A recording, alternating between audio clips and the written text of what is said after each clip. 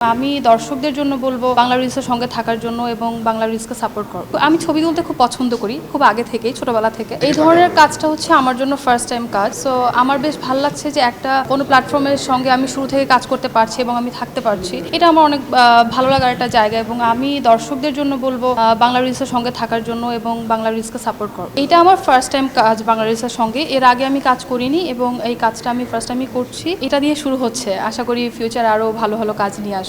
এখনও তো কাজটা যায়নি, আগে যাক, তারপর দেখা যাবে কি আসে বা কি না আসে, তারপর বোঝা যাবে অডিয়েন্সের উপর। কাজ নিয়ে ব্যস্ত আছি বলতে আমি নাটকে কাজ করছি এবং স্টিলেও আছি, তো দুইটা মিলেই আমি ব্যালেন্স করে কাজ করতে হচ্ছে, একই সঙ্গে কাজ করছি।